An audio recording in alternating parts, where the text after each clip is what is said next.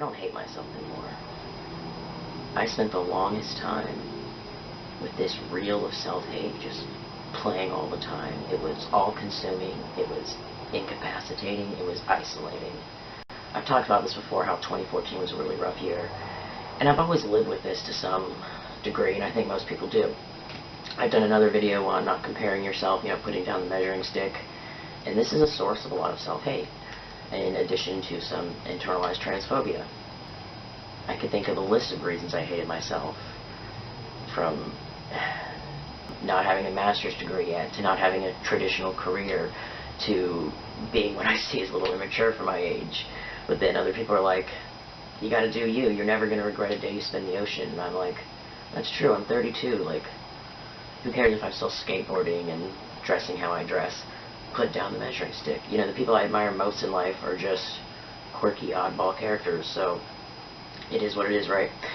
So, learning to accept myself and how I am, instead of being this kind of conservative, married dude that lives in the suburbs with 2.5 kids.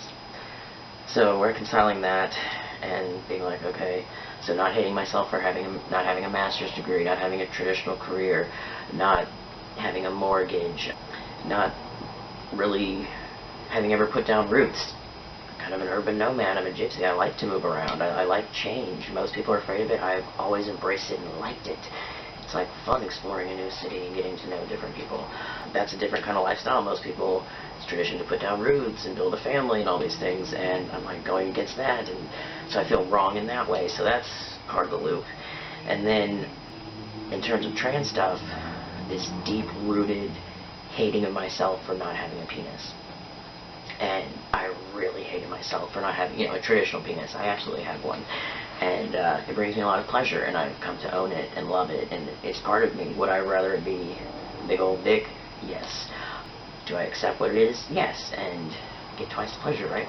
I was really in this just hating place, and working with a really good therapist, and talking to friends, and they didn't really ever know the depth of it, but still, we touched on things and had some good, late night conversations. But it took so much processing.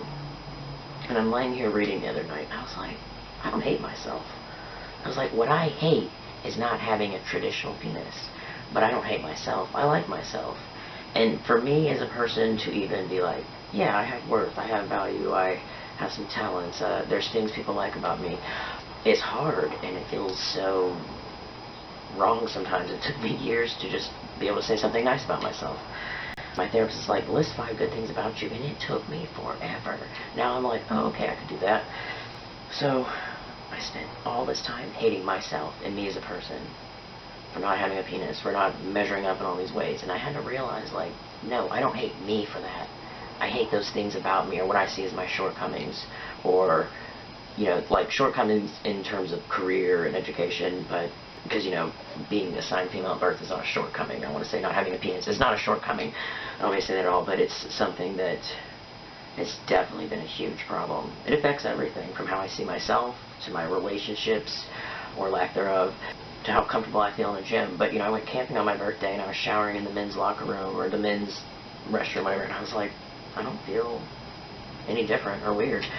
And that's really great. And I'm at this place in my transition, which I've been talking to a lot of younger guys, and it's really tough when you're first coming into it, and it's like this us versus them, like trans versus cis. Like, I was really jealous of cis guys. Like, oh, everything's easier for them. They can just change in their locker room. They don't have to worry about binding, or they can just go surf and be flat in their wetsuit, and then you just whip it out when they walk up to your urinal and not have to, like, line it up like an STP. It just super bothered me. And the other day I'm using a urinal, and it actually came to me. I was like, I don't get mad anymore.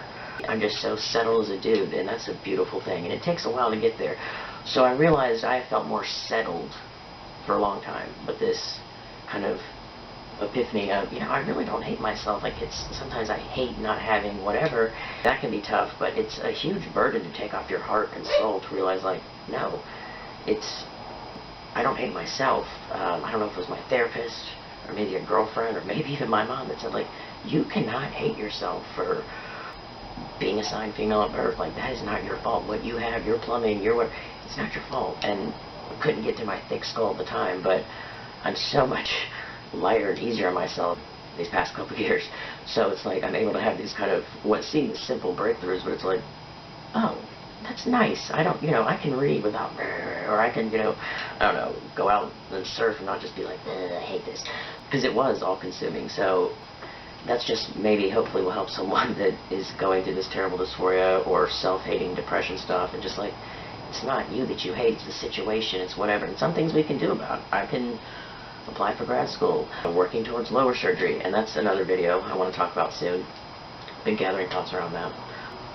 Thanks as usual for your support. I hope that helps in some way. I know my thoughts are always scattered. But either way, hope the week is treating you well. Take care, everyone. Peace.